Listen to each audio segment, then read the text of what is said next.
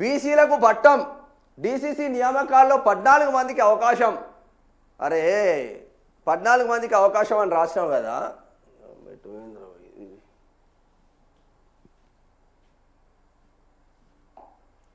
ఇప్పుడు 14 మందికి అవకాశం అని వీళ్ళే రాస్తున్నారు కదా.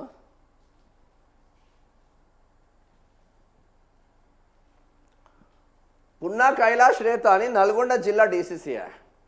పున్నా కైలాష్ నేత ఉస్మానియా యూనివర్సిటీ బిడ్డ, యూత్ కాంగ్రెస్ నుంచి వచ్చిన బిడ్డ. పున్నా కైలాష్ నేత నల్గొండ జిల్లాకు డీసీసీ అయితే కుమటిరెడ్డి రాజగోపాల్ రెడ్డి వర్గం, రెడ్డిల వర్గం మొత్తం పున్నా కైలాష్ నేతను సాగనంపేందుకు కుట్రలు పడినా. ఒక పద్మశాలి బిడ్డ, ఒక బీసీ బిడ్డ డీసీసీ అయితేనే మీరు ఓర్చుకోలేదు. మీరు బీసీలకు పెద్దపీట వేస్తారా? ఏడేసిండ్రా నాయన పెద్దపీట. పెద్దపీట ఏడేసిండు బీసీలకు పెద్దపీట. ఎమ్మెల్యే ఎలక్షన్లల్లో చార్మినార్లో పెద్దపీట వేసినావు, యాకుత్పురలో పెద్దపీట వేసినావు, నాంపల్లిలో పెద్దపీట వేసినావు, చంద్రాయణగుట్టలో పెద్దపీట వేసినావు, బహదూర్పురలో పెద్దపీట వేసినావు. ఇవా మీరు పెద్దపీటలు వేసేది? ఓల్డ్ సిటీలో గెలవని సీట్లు బీసీలకు ఇచ్చి గెలిచే సీట్లు మొత్తం రెడ్డిలు దండుకొని పోతూ ఉంటే ఉమ్మడి నల్గొండ జిల్లాలో ఒక్క బీసీ ఓడో ఎస్సీ ఓడో బాబాసాహెబ్ అంబేద్కర్ పుణ్యాన ఎస్సీ ఎస్టీలకు రిజర్వేషన్లు వచ్చిన వాళ్ళు బతికిపోతున్నారు. రాజకీయ రిజర్వేషన్లు అన్టచబుల్గా ఉన్నది మాత్రం బీసీలే. రాష్ట్రంలో, దేశంలో లేరా ఎవడు బీసీలు? అసలు 9 మంది ఓసీలు, ఎస్టీలు 6, ఎస్సీలు 5. మరి ఎస్సీల కన్నా తక్కువ జనాభా ఉన్న ఓసీలకు 9 ఎట్లు ఇస్తారా నాయన మీరు? 20% ఉన్న ఎస్సీలకు 5 ఎట్లు ఇస్తారు? 5% లేని ఓసీలకు 9 ఎట్లు ఇస్తారా నాయన? ఇప్పుడు చెప్ప ఆన్సరిగా. ఇద్దరు మైనార్టీ నేతలకు పట్టం. 5 ఎమ్మెల్యేలకు జిల్లా అధ్యక్షులు ఎందుకే? ఎమ్మెల్యే వాడు గెలిచిండు కదా, ఇంకో కాంగ్రెస్ కార్యకర్త బాగుపడతాడు కదా జిల్లా అధ్యక్షులు ఇస్తే. 5 ఎమ్మెల్యేలకు జిల్లా అధ్యక్షులు పీకడానిక?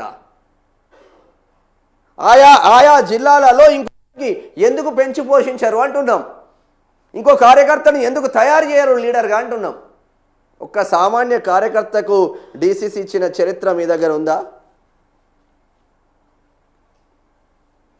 ఇక శాడ్ చైర్మన్ కూడా, ఆ శాడ్ చైర్మన్ ఎందుకు దండగా? శాడ్ చైర్మన్ దండగా దీప్తి జీవాంజీ అనే బిడ్డ, వరంగల్ బిడ్డ, ఒక బీసీ బిడ్డ, మున్నూరుకా బిడ్డ.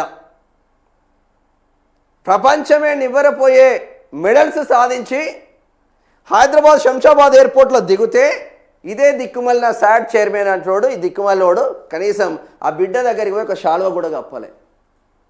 స్పోర్ట్స్ అథారిటీ చైర్మన్ లేదు, వీళ్ళు డీసీసీ అధ్యక్షులు. రెడ్డి ఉంటే యాలరాబాయ్ ట్యాగు, వెనకాల రెడ్డి ఉంటే ఇచ్చిపడేసుడే.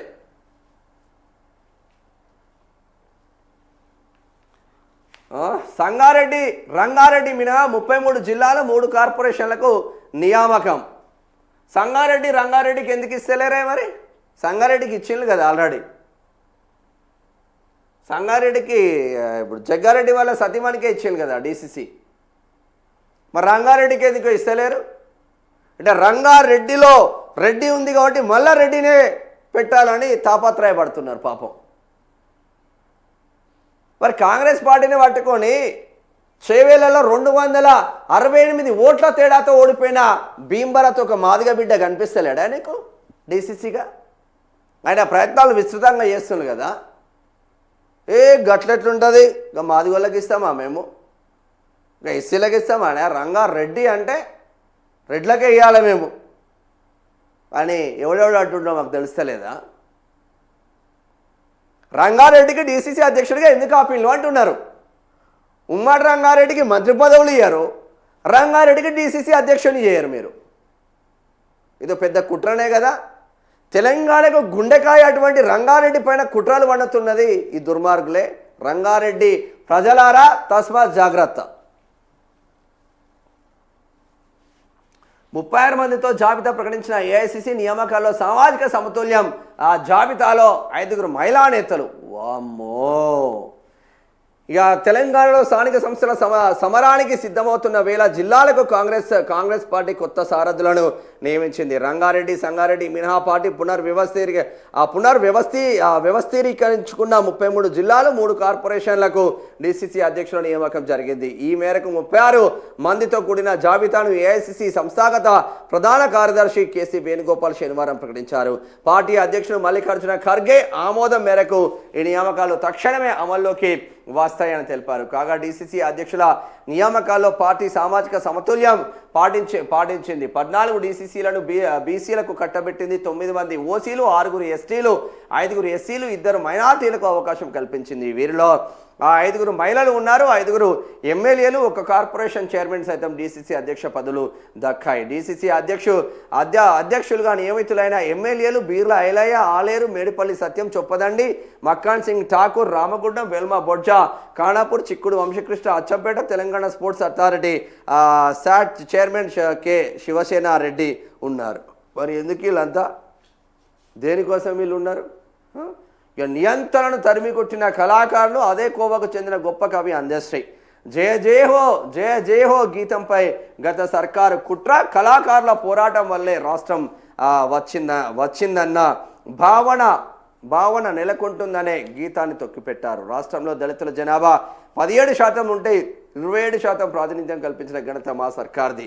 అందశ్రీ సంస్మరణ సభలో సీఎం రేవంత్. మరి బీసీలు ఎంతమంది ఉన్నారు జనాభా చెప్పపోతే? మరి బీసీల జనాభా 60% ఉంటే వాళ్ళకి కల్పించిన రిజర్వేషన్ ఎంత సారో రేవంత్ చెప్పు ఇప్పుడు.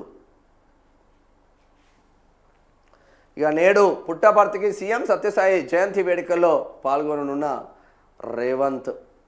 బీసీ సర్పంచ్ల రిజర్వేషన్కు ఆధారం 2024 కులగణనే. ఎస్సీ ఎస్టీ సర్పంచ్లకు 2014 జనాభా లెక్కలు ఆధారం. ఇదేందా ఆంధ్రజ్యోతే కదా, మొత్తం బదన, మొత్తం పేడి వార్తలే. రేవంత్ రెడ్డి చేస్తున్న దొంగ పనులకు ఎట్లా కలరింగ్తో వార్తలు రాయాలో రూపుదిద్దుకుంటుంది ఆంధ్రజ్యోతి, ఆంధ్రకృష్ణ. అంతకుమించి ఏం లేదు ఆయనలా.